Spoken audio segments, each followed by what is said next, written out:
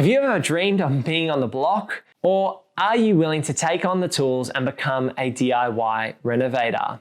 In my opinion, now is the perfect time to buy a property and add value to it. We've seen property prices grow over the last 12 to 18 months, and there's been astronomical price growth. And what this means is there's been a larger disparity between renovated properties and unrenovated properties. There's also been increases in labor costs and building supplies. So if you're willing to put in that sweat equity, it can really make a major difference to your profit and your cash flows on an investment property. In this video, I'm going to be breaking down why I think this is a great time to buy in this market and become a renovator, and how you can actually go about doing that. Because it's all well and good to say, yes, you can take on renovations, but I'm going to share my biggest tips about how Emily and I have renovated properties and manufactured profits from those deals.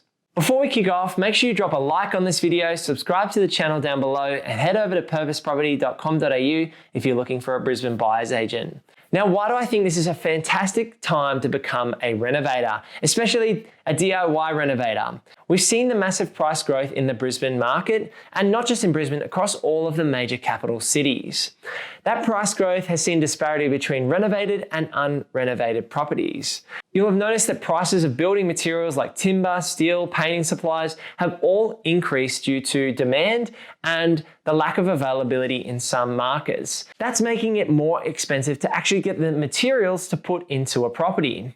Also, the labor costs have increased because there's been such demand to do home renovations and projects and new builds that these trades are getting taken up and they're increasing their prices. So tradies have become more expensive over the last few years, and we're really noticing that now as lots of people are trying to get projects done. So what this means is it creates opportunity for you. If you're willing to roll up your sleeves, put on some gloves, and go out there and do some hard work on your own investment, then you can potentially make massive gains. We're talking tens of thousands of dollars in the space of several months. There's a couple of great reasons I love renovating properties. If you buy a property that needs some work, there's value that you can already add instantly by manufacturing that equity. You can also add even more value by doing as much of the work you can yourself.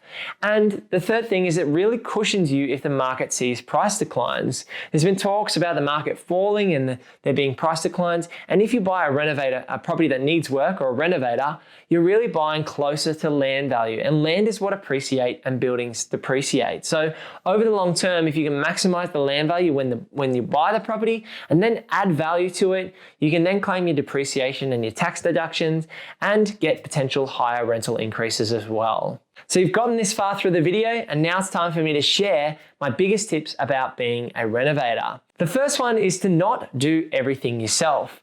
Now you might think, Luke, that's counterintuitive. You're talking about becoming a DIY renovator. And that's right, but you don't have to do everything yourself. If you're not comfortable tiling, doing some plumbing, or say installing kitchen cabinetry, maybe you should outsource those tougher pieces and focus on things you can do. So as a renovator, I definitely say that everyone can do some demolition and do some scrubbing, elbow grease. You need to clean all the walls and clean the floors before you lay in new flooring or you paint the walls. So go out there and do those sweat equity type jobs. You can also do the painting yourself. It does take time. It can be a bit tedious, but I do have a tip for that later. So maybe take on those jobs that are a bit more basic and don't require as much skill, and outsource what you can't do to the trades that are experienced. Number two is don't take on structural renovations. If you're a DIY renovator and you're just jumping into renovating for the first time, don't take on something like Emily and I did, which maybe needs restumping or releveling. Any major structural issues like cracks in the foundation can be very costly and can blow your budget out of the water in a short period of time. So focus on those cosmetic renovation items like paint and flooring, just updating kitchens and bathrooms, and that's where you get the biggest bang for your buck, as well as reducing your risk on that project. Number three is paint, paint, paint. So paint is your best friend as a renovator. You can paint kitchen cabinets, you can paint tiles, you can paint walls, and the real trick here is to plan your renovation in an orderly manner. So when you're painting, make sure you cover the things you don't want paint to get on, and then you tape everything up in one go, and then you paint all in one go. Don't just do little sections at a time. If you're renovating an entire home, make sure you do all of that cleaning first, then moving to the taping of the trims and the walls, and then move to the painting phase. For me, blocking this workout in sections means you could focus on the task at hand and you could get a lot done in that time frame. If you were to switch between cleaning a room, taping a room, and then painting and then moving to the next room, it's not as efficient process. This kind of leads me to the next point, which is planning your renovation out in a simple manner. Now, the way I like to think about this is reverse engineer how your house was built. So what do they do first, or what do they do last, I should say, on the house, and work backwards from there. So typically one of the last things done in a home is laying of the flooring. So that means you probably want to do that last too. Now, if you work backwards, the second last thing they would have done is painting. So those kind of finished trades, flooring, then painting, will happen at the end of your project. What that means is you need to do the bare bones and the structural things first. So when they build your home, they lay the foundation, then they put the walls on, the roof on, and then they sheet the walls, and then they move to those finishing trades. So if your project needs some structural work, or you want to shift walls and you want to potentially change the layout or change your kitchen, maybe get those things done first.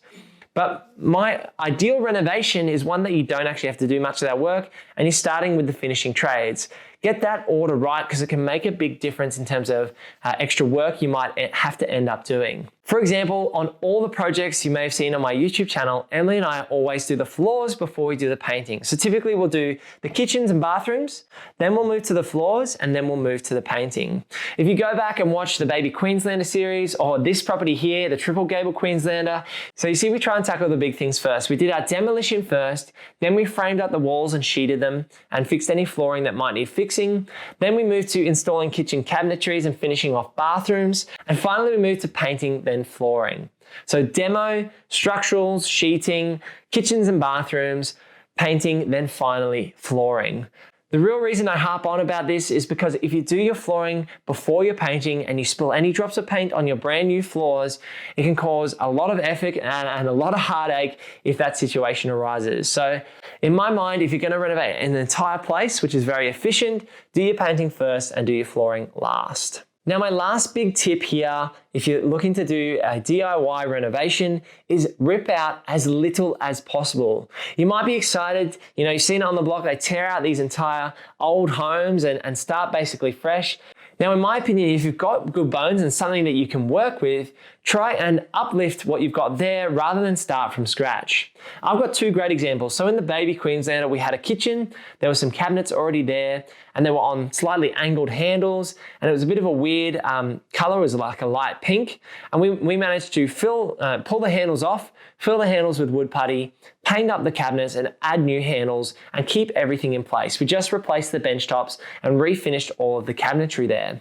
Whereas compare that to the Triple Gable Queenslander, which I'm in at the moment, we put in a brand new IKEA kitchen. We tried to look at, could we keep this kitchen cabinetry here? Is it feasible? Is it nice? Even if we put new bench tops on, and it just wasn't viable to do on this project. So you might be in section A like the Baby Queenslander, and you might be able to keep things, and that definitely works out a lot cheaper than adding all new cabinetry. You might be able to renovate kitchen cabinetry for say $500 compared to $5,000 if you've got to gut the kitchen, take all that rubbish to the tip and put in a whole new IKEA kitchen, which isn't fancy by any means, but we absolutely love it. So if you can, keep as many things in the property as you can and style it up. So add some new handles, have a good color palette. So we like to use black and white because then when you add plants and you add furniture, you can add some more color to your space. To close this video out, if you're willing to put in the hard work, you can make yourself tens of thousands of dollars in a short time frame. I've lived through renovations and I've done renovations which we haven't lived through, and I can definitely say living in a renovation is a lot harder. So as a final tip, if you can get out of the property for say 8 to 10 weeks and smash out as much work as you can in a short time frame, so maybe take a couple of weeks off work or work extra nights to repair the property, then you're going to get more bang for your buck and get through the renovation faster and get your new tenants into that property soon. I really think it is a great time to renovate and do some DIY in this property market. I see some great disparity between the market values of renovated properties and unrenovated properties. So if you're willing to take on a project, best of luck to you. I hope you found this video useful. Drop a like and I'll see you in the next one. Peace.